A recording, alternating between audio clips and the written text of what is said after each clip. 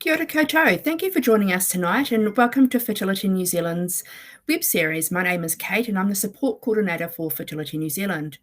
I'd like to say a special thanks to our webinar series sponsor Merck for funding tonight's webinar. Fertility New Zealand walks alongside all people facing fertility challenges. We do this by providing support, information and advocacy. You can contact us through our helpline or regional and topic support groups and connect with us on social media through Facebook, Instagram, and LinkedIn. You can also join Fertility New Zealand as a member. Membership is free, and by joining, you support the valuable work that we do. Please visit our website for information and resources, fertility fact sheets, videos, webinar recordings, the Dandelion newsletter, and more. Anxiety is a really normal part of a fertility journey, and it's not easy. Andy Leggat is presenting tonight's webinar on managing anxiety with infertility. Andy is the Director of Psychology at Fertility Associates and has recently joined our board as an advisor. If you have any questions about tonight's webinar, please put them in the chat box and we'll get to them at the end of the presentation. We hope you enjoyed tonight's webinar. Over to you, Andy. Thanks, Kate. Kia ora, nau mai haere mai, everyone. I'm just going to get my handle on this slide show and how I move my slides. Wonderful. Thank you so much for that wonderful, kind introduction, Kate. It's such a pleasure to be with you guys this evening, and a huge thank you for everyone for signing on at this time of night. I'm really pleased to be able to speak on this topic, managing anxiety with infertility. We often talk about the typical emotional roller coaster of infertility, which is of course established over a whole wide kaleidoscope of emotions. However, anxiety is one of the more pronounced and more commonly seen emotional challenges that I witness with my patients talking to me about their fertility pathway. And so I see this as immensely important. Now bear with me as I get my head around this. Fantastic. So there's a bit of an overview up here. And this evening I'm going to address a few different areas. So I wanted to highlight why it's important to address anxiety with this particular space and why this is relevant to anyone touched by infertility. And I thought I should talk a little bit around what anxiety actually is. So within that, what's happening physiologically for us and what's happening neurologically within our brain when we're experiencing anxiety. I'm going to touch briefly on some of the research in this area, so some of the findings, which are probably, as you can imagine, so I won't spend too much time on that. Then looking at some of the common times of likely heightened anxiety within the infertility and also the assisted reproductive technology space, when we might see our anxiety exacerbated, so those times that are particularly challenging for people, and we might consider some of the reasons behind that as well. Then I'm going to move into some of the ideas on, of course, how we manage our anxiety. And you'll notice that I've highlighted here how we manage it, how we sit alongside it, because what I'm going to be addressing tonight in part is recognizing anxiety as a natural human response to a threatening situation, and an all-important response that we don't want to try and fight against, but rather learn to tame and work alongside. And that might sound a little odd at the moment. Hopefully it makes more sense towards the end. So hopefully some of these strategies addressed tonight will be things that you can add to your repertoire of tools. Then depending on time, because I actually didn't time myself doing this talk, so hopefully I'm not wildly off. But for those of you who are up for it, I thought we might finish with a brief grounding exercise, something that brings us back into the present moment when we're feeling overwhelmed by the situation that we're in or struggling with worrying thoughts. And this is one that I sometimes use or run through with my clients who are experiencing anxiety in session. So I'm also going to try and leave some time for questions, as Kate said. And so if you have any throughout the presentation, feel free to put them in the chat box, and hopefully I'll be able to address those towards the end. Look, I'm also conscious that simply talking about anxiety and how it may look and how it may feel for people may in fact bring on your own anxiety symptoms in this session. So if at any point you think, oh, this is actually feeling a bit too much for me right now, I respect that. I ask you to bear with me and try and make some space for those feelings, but please know that you can bow out of this talk. You do you. It's been recorded, so you can always check back at a later time and go through it. I do want to also say at this point, while I'm going to be talking about anxiety in general this evening, and specifically anxiety within an infertility context, what I'm not talking about is specific anxiety disorders outlined in the DSM. So generalized anxiety disorder, panic disorder, PTSD, phobias, OCD, which have more prescriptive methodologies, and that's a different scope. So I really wanted to hone in on anxiety within infertility today. Cool. And I'm going to look at some support options, obviously, because that's very important. Okay, so why are we talking about this? Why is anxiety related to infertility? I'm going to talk about what anxiety is shortly, but in essence, if we think about anxiety being a reaction to a perceived threat in our lives, we might think about infertility as a threat to our goal of having a child, achieving parenthood, a threat to achieving our family or growing our family. And when we compare the goal of having a baby to other goals that we've had in our lives, let's say educational goals, working towards a degree or passing an exam, financial goals, saving up for travel or saving to buy a house, we can break those down into achievable chunks. We're generally able to map out a trajectory of how we work towards those goals. We can set a time frame, and within that have a sense of, control over what that looks like. And with each gain, we have a sense of achievement. As we move towards that goal, we feel good about what we're doing, perhaps pride in it. And it reinforces our sense of being able to move towards it, a sense of certainty, if you like. And as human beings, we're problem solvers. We like to be able to predict the future in order to prepare for it. But if we compare those goals that I've mentioned, the financial goals, the educational goals, to the goal of having a child, for many, and 1 in 6 according to the World Health Organization, there's no clear pathway necessarily. There's not necessarily a known finish line. So we don't know how long we might be working towards the goal of having a child or growing our family. And what we might need to get there is sometimes questionable, or if in fact we'll ever achieve that goal. And that is a perceived threat. And in part, that's where some of that anxiety comes from. So for many, there are also losses along the way, often significant and very painful losses. And this can affect our feelings about staying on the pathway and sometimes create an anxiety about how we'll manage along the way, what effect that pathway might have on other parts of our lives, concerns about what we'll do or actually meeting our goal, and the uncertainty that goes with that.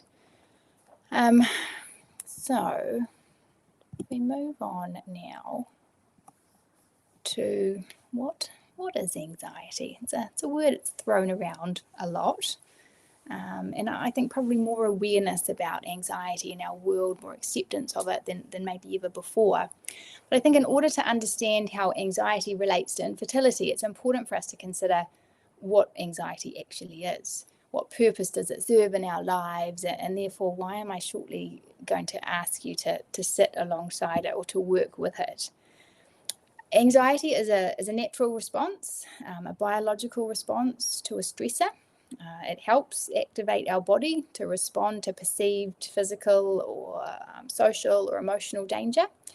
And this, of course, is called the fight, flight, or freeze response, which I'm sure many of you are well aware of and familiar with.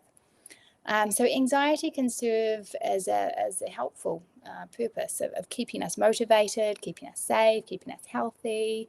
And you might consider times in your life when you've experienced anxiety, known anxiety, and maybe reflect on some of those times, perhaps before giving a presentation on anxiety to others, or before participating in a major sporting event. I've been thinking about the Ferns playing at the moment and their level of anxiety. Going for a job interview, these defined times in our lives when we can reflect on what was happening to us, what was happening in our bodies, what was happening in our minds cognitively, worrying thoughts, etc. And it's there for a purpose, and that we are walking into what is often as a perceived threat. So an acute stress response, like the ones I just described, causes the body's autonomic nervous system to activate. This is part of the nervous system that controls rapid unconscious responses. So that the autonomic nervous system can send messages that tell the body to prepare for danger in different ways. This triggers a significant physiological response in our bodies, which we'll look at shortly. Now, anxiety is defined by persistent, excessive worries that don't go away even in the absence of a clear stressor.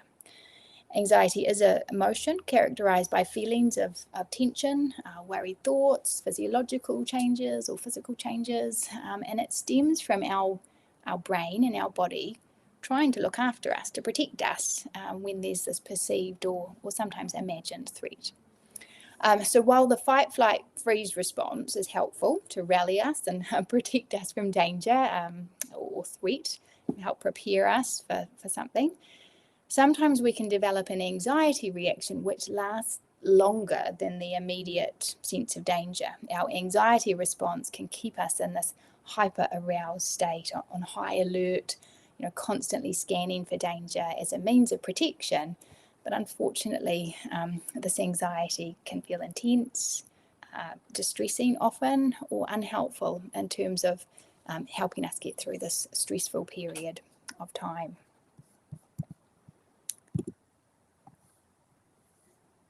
Here we go.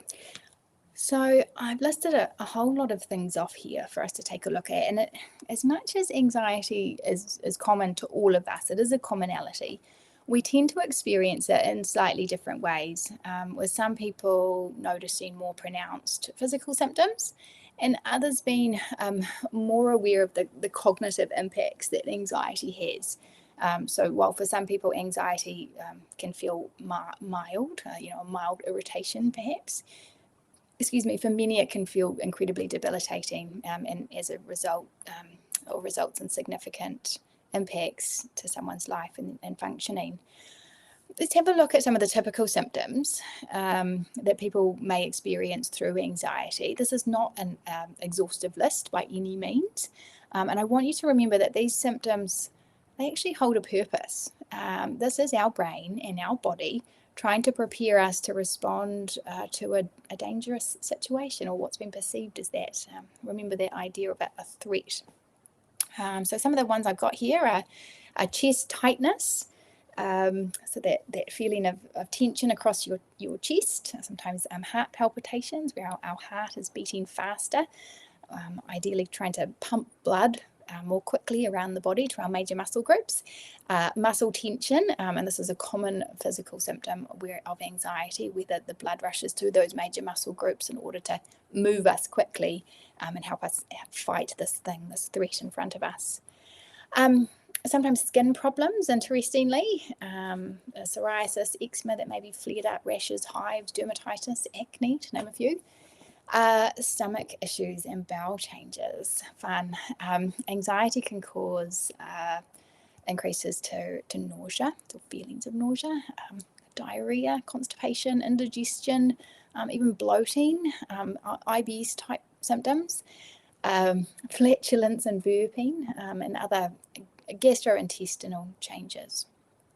A common one that's often talked about is that, your butterflies in your stomach when you're feeling anxious or nervous about something. You can feel it churning away.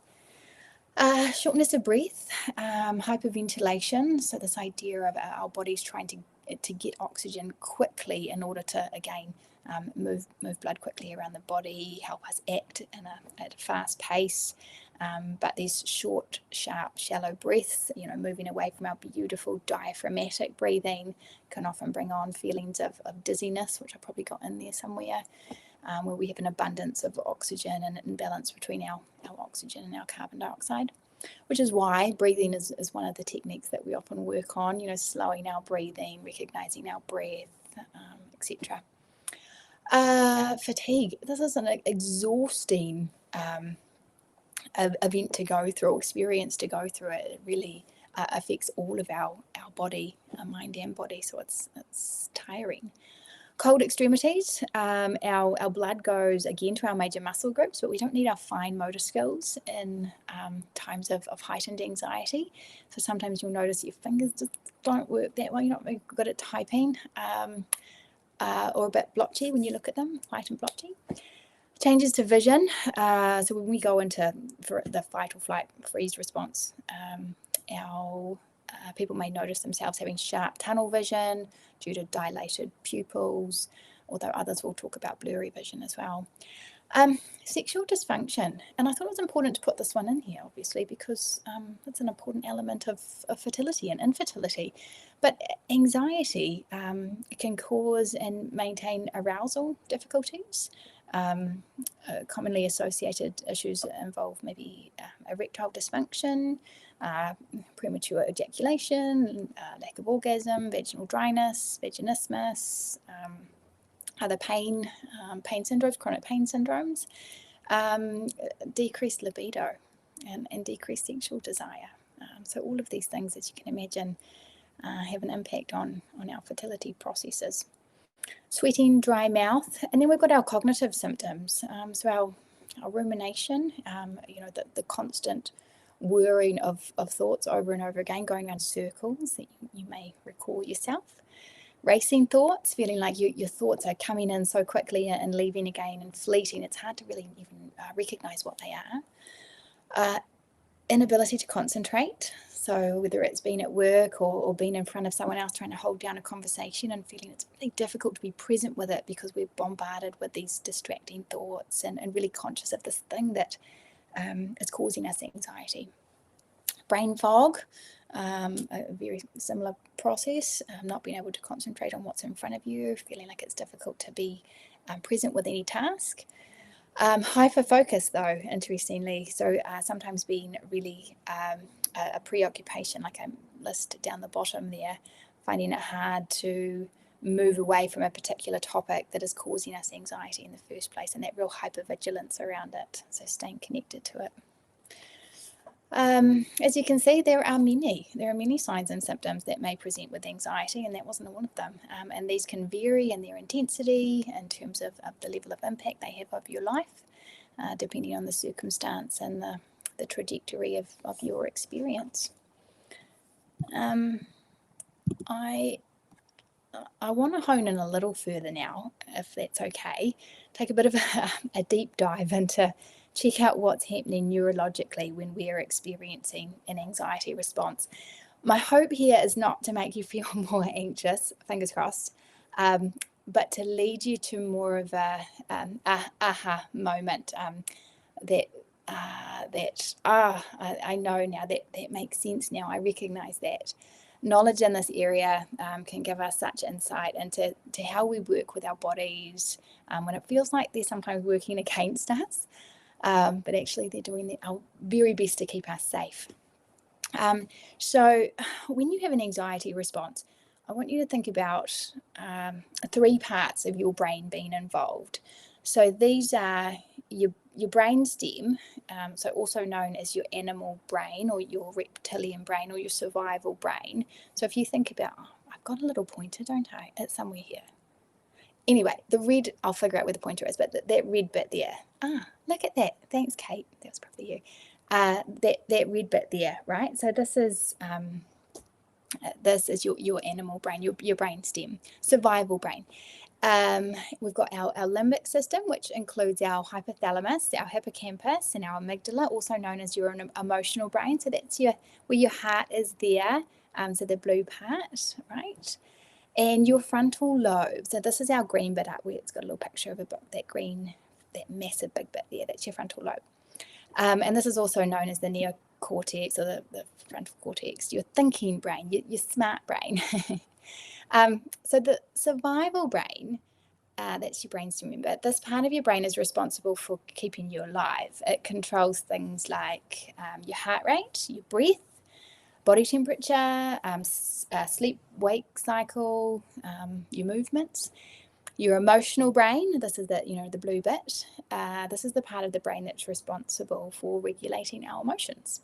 And your smart brain, your big prefrontal cortex, frontal lobe, this part of your brain is responsible for higher functioning, deep thinking, controls stuff like communication processing, reading, writing, listening, critical thinking, problem solving. And I often think about my patients who are starting into ART, assisted reproductive technology, arguably quite an anxious time for many people when they're being given copious amounts of information to process, to make sense of, to make decisions around, to learn about. And so this is a really important area of our brain, our frontal lobe.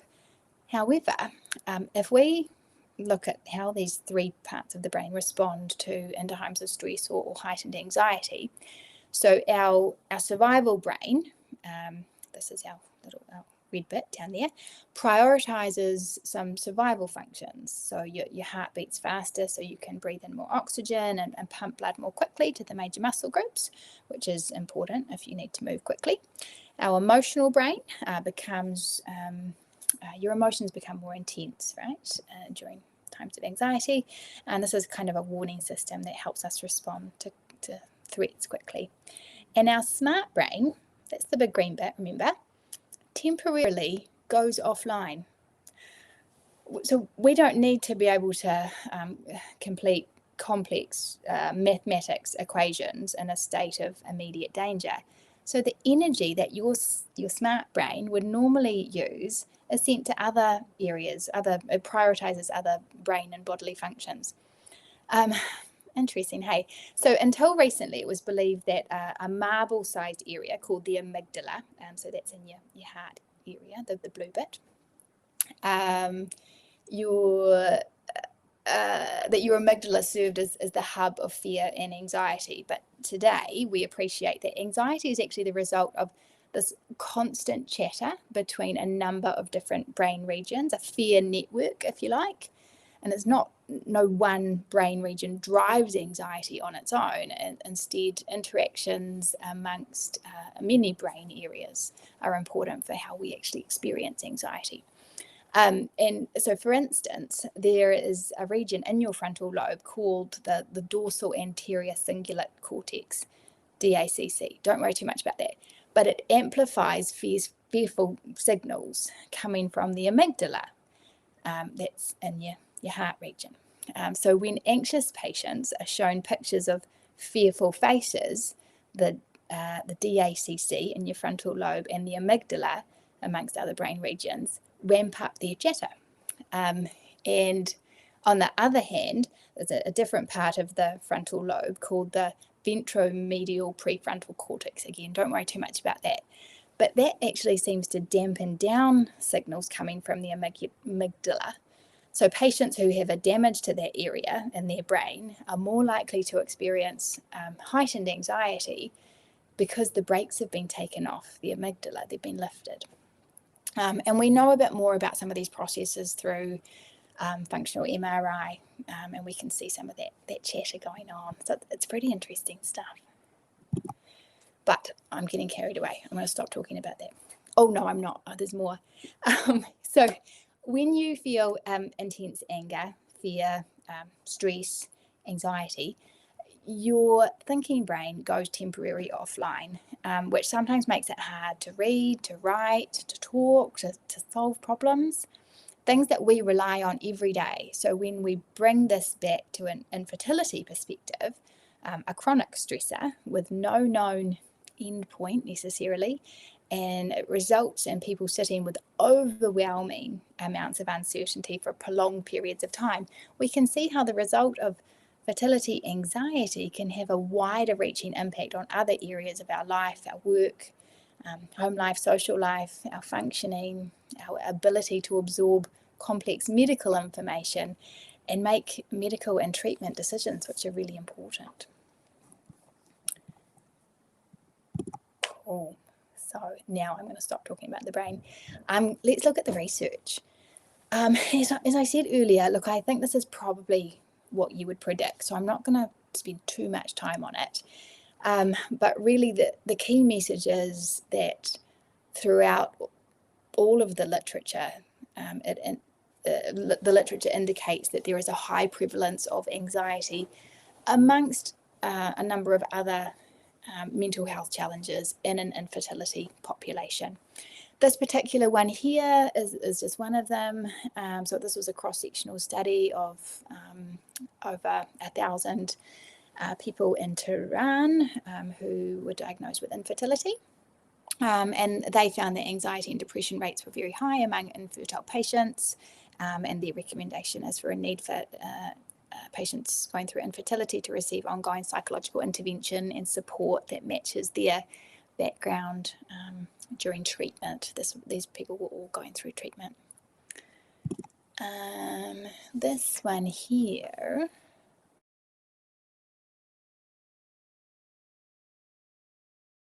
is a really interesting piece of literature by Gamera and Jackie Boyven et al.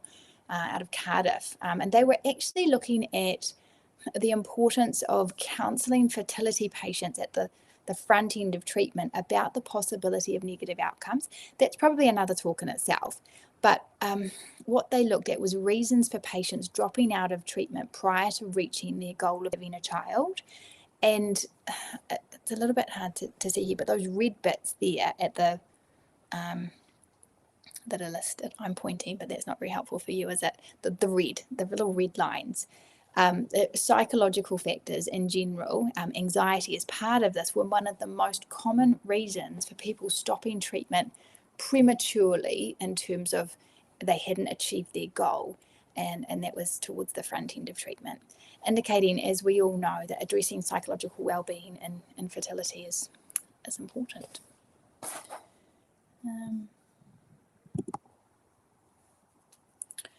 And this is my last one, I think.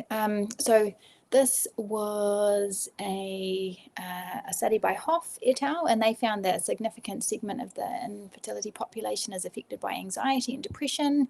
However, they report that clinics and physicians are not addressing mood disorders in infertility, and identification and education of infertile patients with depression and anxiety would reduce barriers to accessing support and accessing treatment.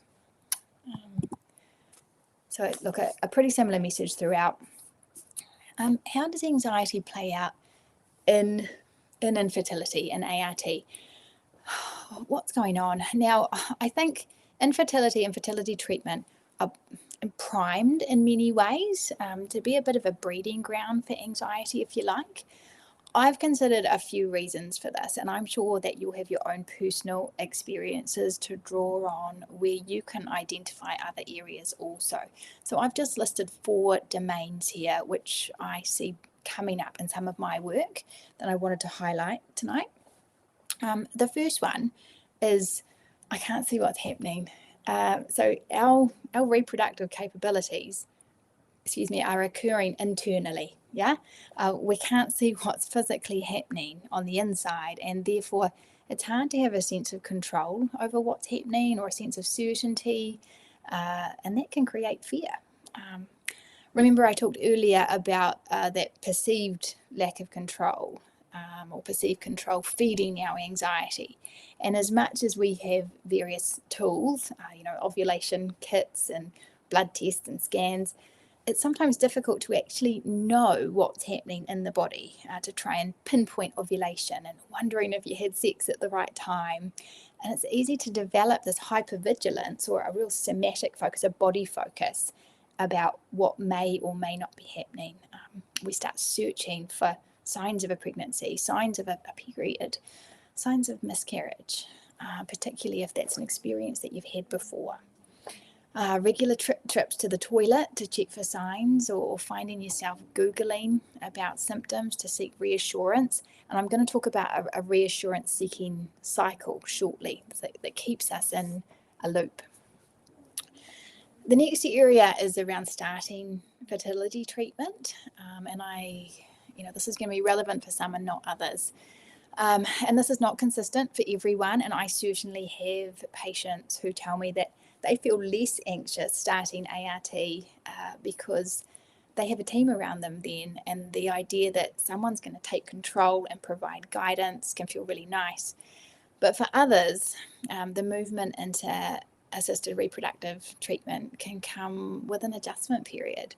Sometimes fear related to medical intervention, a more medical manner of growing your family, relinquishing control to a whole medical team who you've just met, health and medical anxiety around the need to follow medical protocols or take injections, medications, or how you factor that into your world, all of the appointments, things like that can be a significant adjustment.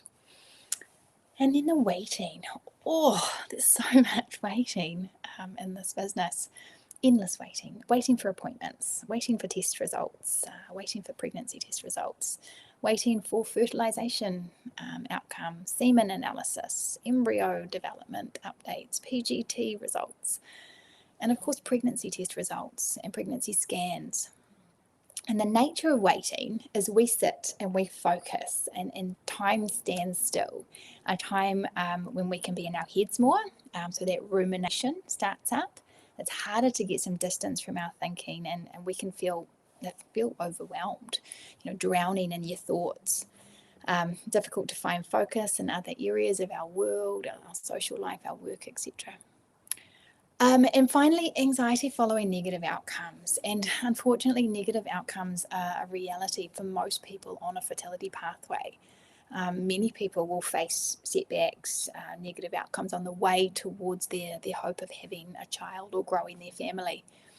And while these setbacks are common, their effect is that they can leave us with a heightened anxiety about them potentially occurring again.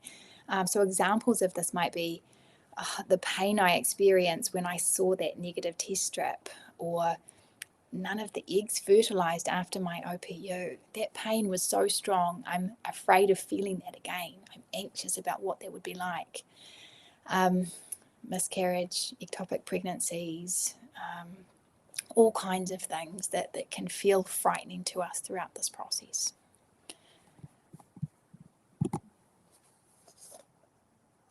And just before I move into actually how do we manage anxiety, I am getting there, guys, I promise.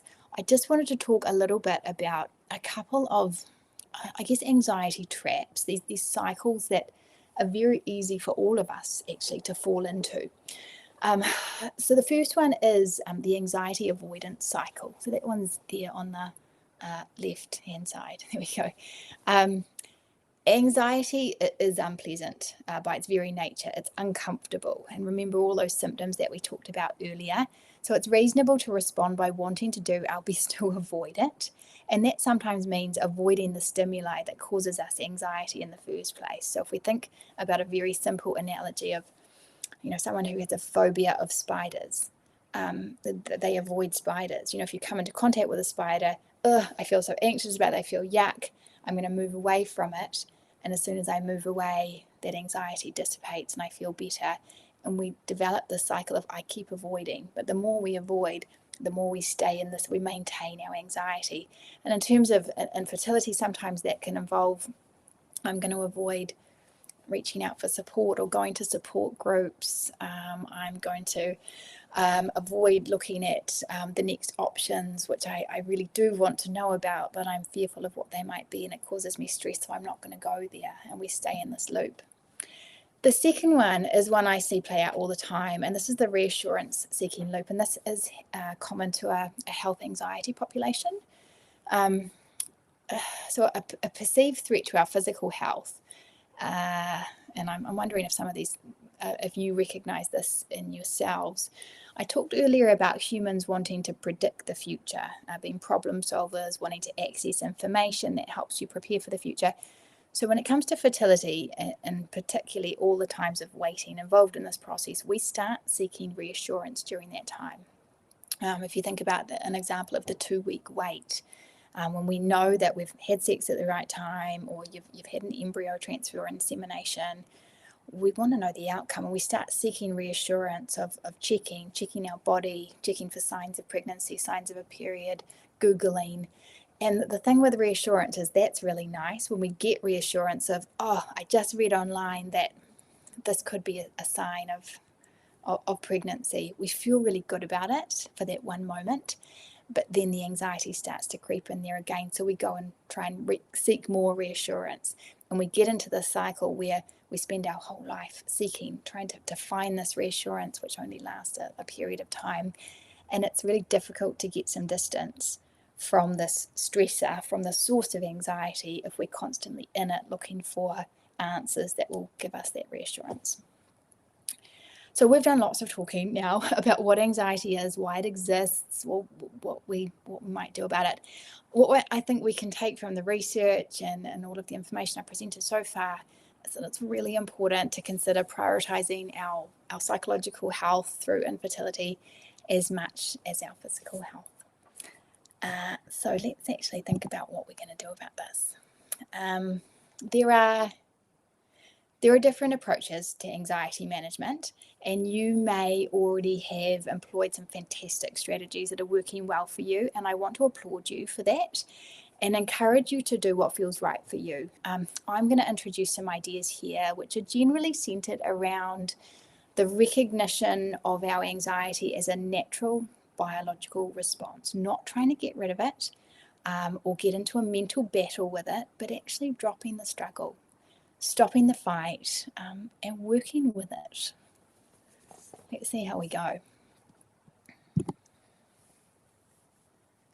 All right, so the first concept I want to introduce in terms of working with our anxiety is around identifying and acknowledging our anxiety. And I've said our anxiety, this is ours, right? This is mine.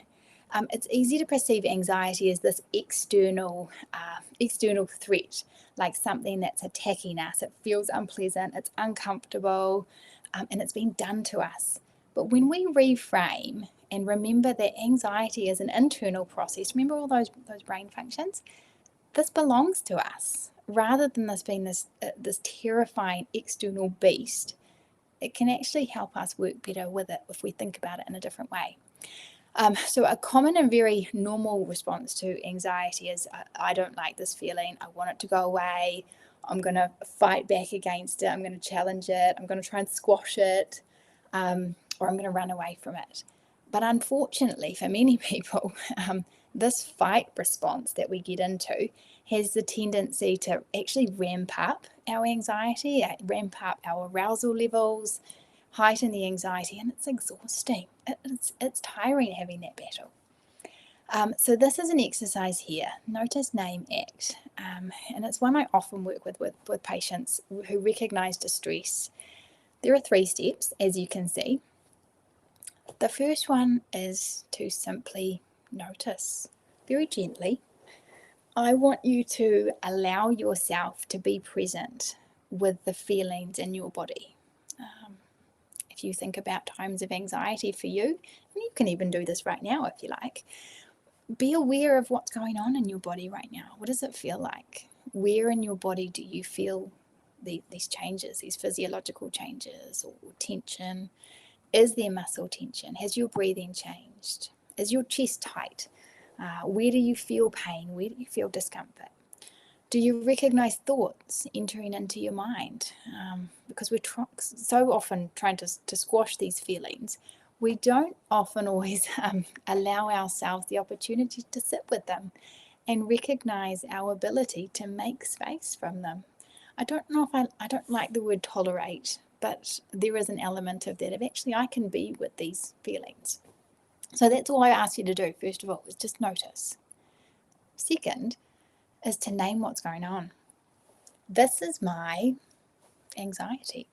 This is my fertility stress. This is my whatever, Bob, doesn't matter what you call it. We talk about name it to tame it, the idea that we can label something. It's ours, it's no one else's.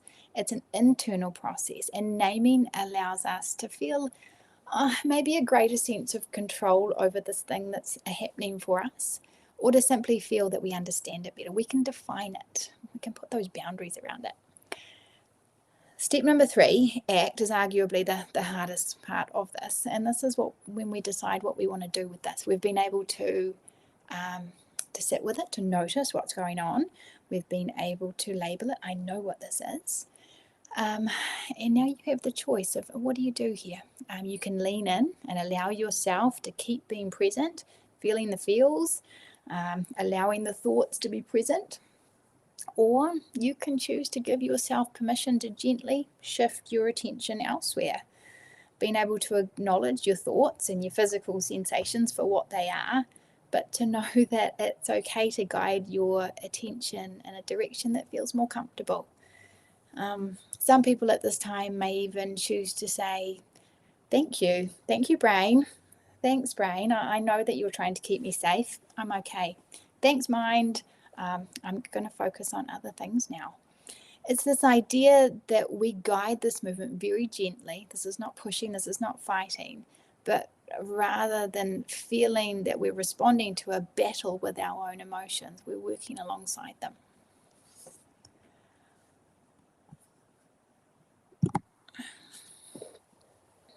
All right, rolling with the waves. Next, I want to talk about this is a very similar concept, and this is really in line with what I spoke previously about recognizing some of the feelings that are going on for you. Anxiety can come in waves of sensations and those physical symptoms that we talked about earlier, the dizziness, the shortness of breath, racing thoughts. And like I said, many people fall into this trap of trying to make the feelings stop, telling themselves just to snap out of it, stop thinking about this. And if you've ever tried to tell yourself not to think about something, like someone says to you, don't think about white rabbits, all you think about is white rabbits. And this can sometimes cause us to end up feeling really overwhelmed and helpless if the anxiety sensations continue on despite our efforts to avoid them. So although it feels a bit counterintuitive, taking the time to observe your anxious sensations and ride out the experience can often be a helpful way to reduce the intensity, the scariness of them. So one visualization is when you begin to feel some of those anxiety sensations coming on, instead of trying to shut them out, visualize each feeling as a wave that you're riding until it comes to rest on the shore. So being able to anticipate the wave passing and becoming less and less intense as it crests, and remind yourself that just because you might feel like it's overwhelming at that time, it doesn't mean that you can't swim through it, if you like. And the next one is around, this is around grounding ourselves. And again, depending on how long I chatter on, oh my goodness, we'll see how we go. I might not have time to do a grounding exercise. This is about grounding yourself, anchoring yourself. Strong anxiety symptoms can make you feel out of control. And one way to counter out-of-body feelings is to reconnect your body and anchor yourself to the physical world. Something that can be helpful to practice is full body breathing, breathing deeply through your nose. Imagine your whole body filling up with air like a balloon, and then breathing out your mouth. Other ways to do this might include, rubbing our hands and our feet on a surface such as a chair, a couch, or a rug. The sensation helps bringing your focus out of your mind and into the physical world. Other things that are tangible. Sometimes we'll talk about holding a stone or a rock that allows us to be really present in the here and now. And then this one comes back to, again, some of those brain areas that I was talking about earlier, particularly that frontal lobe. Engaging your whole brain. So remember I said earlier, when we experience high anxiety, the emotional part of your brain has taken the control. Stress hormones can flood your brain and put your body into that survival mode. And so engaging your thinking brain, the frontal lobe or the prefrontal cortex, bringing your brain back online to rein in that emotional brain can be a really effective therapy for anxiety. So when you notice your anxiety coming on, use your thinking brain to talk yourself through it. Verbal reasoning helps you label and understand the sensations as they're passing. Here's that annoying panic feeling again. I know what this is. This is going to suck a little bit, but I'll be able to get through it. Another way to engage your thinking brain during panic or anxious feelings is to do tasks that require motor or cognitive skills. So you might think about, washing the dishes, sorting laundry, doing a word search, doing a crossword puzzle, counting backwards. All of these activities require you to use more complex executive and motor skills that force your thinking brain to take over. Self-talk. All right.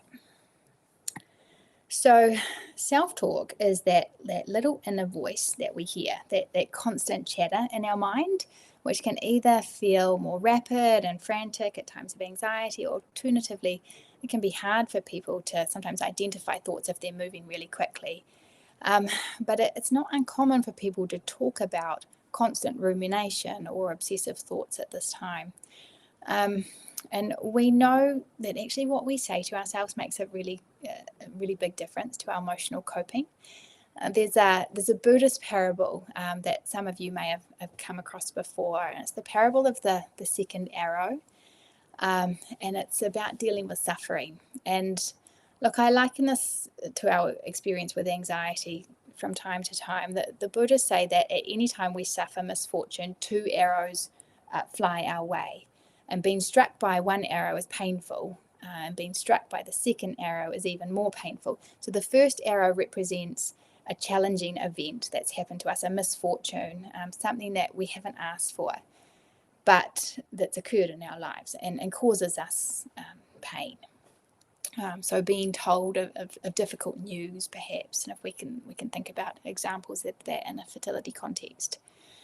These events are painful and cause us discomfort and distress, but the second arrow is actually our response to the first arrow.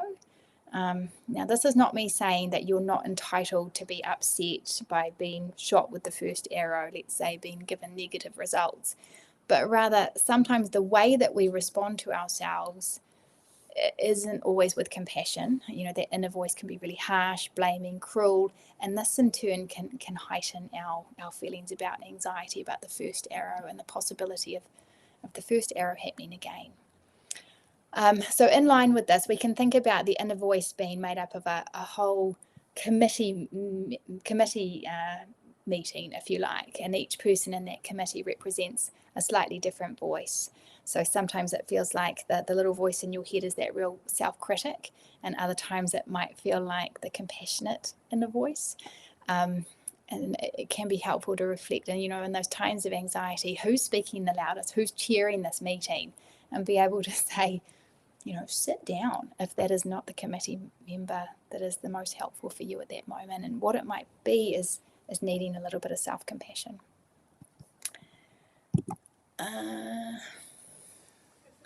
Setting healthy boundaries. I'm going to skip over this a little bit because I'm conscious of time, and I've already talked about this in a previous webinar, I think. But this is really around recognizing that, infertility and fertility treatments can take over, they infiltrate into multiple different areas of our world. It's sometimes hard to put appropriate boundaries around them. And that's when we start recognizing our lives being lived in limbo, when we put other things on hold. So thinking about, can I give myself permission to get some space on this? How can I allow myself periods of time when I process what's going on, focus on the admin sometimes of fertility and appointments that you need to make, etc. And other times when I say, actually, I can let this go for right now. Think about your online searches, Googling, how helpful is this for you? Is it really helpful to go on a couple of the forums that you trust and connect with people? But other times, actually, this might be ramping up my anxiety. You're getting reputable sources for information. Human connectedness. I think this is a really fascinating area. I'm going to reflect on, there was some great research that came out of COVID, silver linings and all. There's a few things that were really helpful, but one of those things was the impact of isolation on levels of anxiety globally. Esther Perel, who some of you may have known, she's an incredible therapist, relationship therapist, general amazing human, who's written some really wonderful books that I would recommend. But she talks about the fact that there has been this societal shift away. If we think about, a couple of generations ago, even a century ago, we used to work with more of a village mentality, where it would be a whole village of people that we would rely on and lean on in times of difficulty. And you would have, perhaps church groups and village members and of course friends and workplaces. But more and more over time, we have moved to relying on sometimes just ourselves and or our partners to provide what a whole village used to do for us in terms of our emotional needs, our physical needs, our sexual needs, our social needs, all of those things. And that's a lot. That's a lot for one sole person or a partner to do for us. So I talk about here about self-care versus shared care, and this is where I may get myself into trouble. I'm not suggesting that you stop engaging in self-care by any means, but this is about recognizing, hey, how do I connect with people? And within infertility, it is not uncommon to feel a sense of isolation and pulling back from various members of your social groups if you were at different points in your life or in your journey. And this is where I'm going to put an incredible plug for Fertility New Zealand and the work that they do to connect people over a shared experience, a shared lived experience, a shared suffering sometimes, and a shared language. So being able to engage in their support groups, their online groups, gather information, the support series is all really amazing. And there is a principle of self-compassion therapy, which is common humanity, of if sometimes feeling like you were alone in suffering and that no one else is experiencing that. But to know that there are others who feel that, who have experienced it, who share that with you is incredibly empowering and can actually have a really big impact on our anxiety levels. Oh, I'm going okay, guys. Movement. Exercise, incredibly helpful for anxiety. Engaging in exercise diverts you from the very thing that we can be anxious about. It decreases muscle tension, lowering our body's contribution to feeling anxious. Getting your heart rate up getting heart rate up changes brain chemistry, increasing the availability of anti-anxiety neurochemicals, serotonin, brain-derived all kinds of brain chemicals. I won't go into the details. Exercise activates our frontal regions of the brain responsible for executive function. Here we are with the frontal lobe again, which helps control or work with our amygdala, I should say, reacting to threat and survival. And exercising regularly builds up resources that helps bolster your resilience. But I encourage you to talk to your health professional about safe levels of exercise for you, depending on your treatment pathway or your fertility pathway. That is not the right button. There we go. And look, pharmacological treatments. I am not going to spend too much time on this, but look, some people who experience anxiety challenges or heightened anxiety or panic may talk to a primary care physician and even at times a psychiatrist about various options for prescription medication. Some of the more common ones for anxiety would be benzodiazepines, and also some SSRIs can be effective for anxiety as well as mood. I've put here mixed results in the literature. That's not around the treatment of these prescription drugs for anxiety, but in terms of mixed results as to how they may interact with fertility and infertility.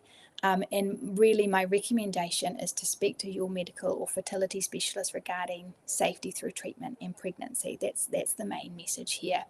They are often used in conjunction with talk therapy, with psychotherapy, accessing psychological support, psychoeducation, and learning other anxiety strategies like the ones we've talked about this evening is the most effective. And look, mindfulness. So look, most of what I have talked about this evening in terms of the latter part of the talk is really about recognition of what's going on in our body, bringing us back to the present moment, and all of that incorporates mindfulness, and we can do a whole talk on that. In summary, anxiety is a biological response to a threat that helps keep us safe. It is not our enemy. Anxiety is common, it's a common experience through infertility, and anxiety can vary in its experiences, how we experience it. It can feel intense, overwhelming at times, but there are many strategies that can help us manage. Being able to acknowledge our experience is key here, and there is lots and lots of support available. Each of the clinics, if you are going through treatment, every clinic has counsellors available who are very willing to support. Anxiety New Zealand has some fantastic resources. The link is here. Fertility New Zealand, of course, and another plug here for the wonderful work that they do in connecting people and the resources they have as well. And then there's the Mental Health Foundation and the Anxiety Helpline that I've listed there for you. Guys, I know I said I was going to do a grounding exercise with you, but I feel like I have pushed my limits on time. So I might pause on that for now, but I can always come back and do something with you later on. And I want to thank you so much for having me speak tonight. And if there are any questions, I will absolutely do my best to answer them. Thank you. I feel like I went a little bit over time, sorry.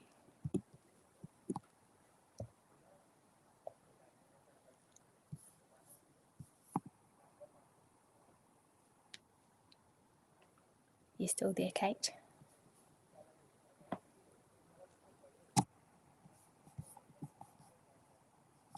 Yes.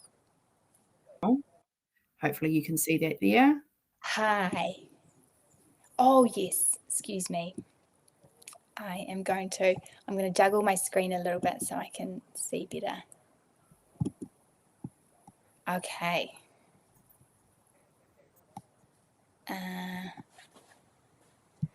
Oh, thank you guys.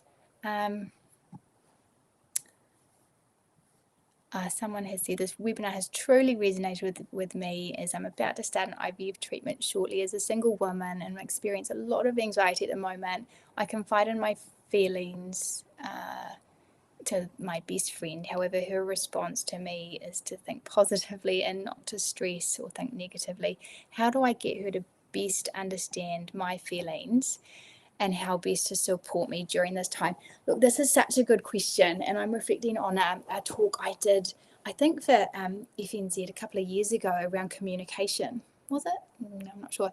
And I think, you know, talking to friends who don't have experience with infertility, who haven't gone through their own pathway, often just simply don't know how to support, what is the right and the wrong thing to do. And people have really interesting responses of sometimes backing off completely because they're so fearful that they're going to say the wrong thing, or launching in there with some unhelpful comments, my biggest recommendation is to provide guidance, really compassionately and gently, being able to say, hey, do you know what I find helpful is this? And whether that's providing them with actual resources or just talking them through, hey, I find it really difficult when I try and be positive. I'd just love to be able to be real with you. Is the biggest thing that I would recommend. And sometimes those are hard, courageous conversations to have, but really important ones. Hey, all the best with your start to your treatment as well. I hope it goes as well as can be.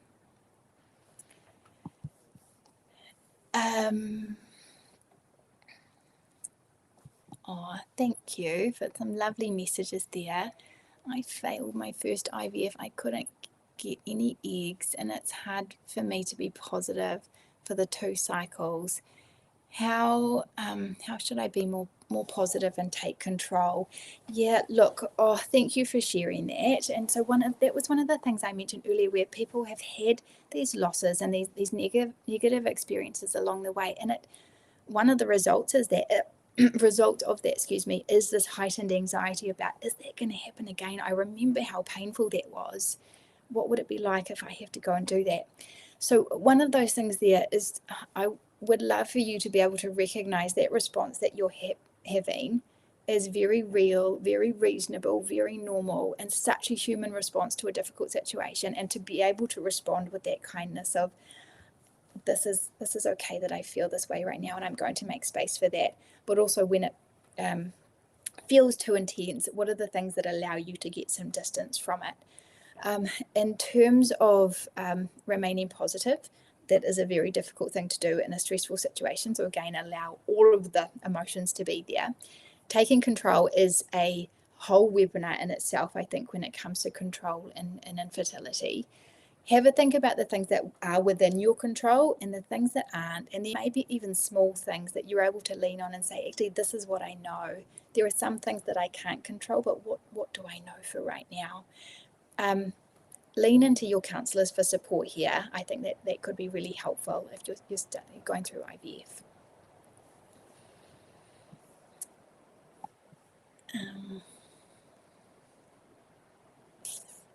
Whoa, so many words. Sorry, I'm going to try and keep up.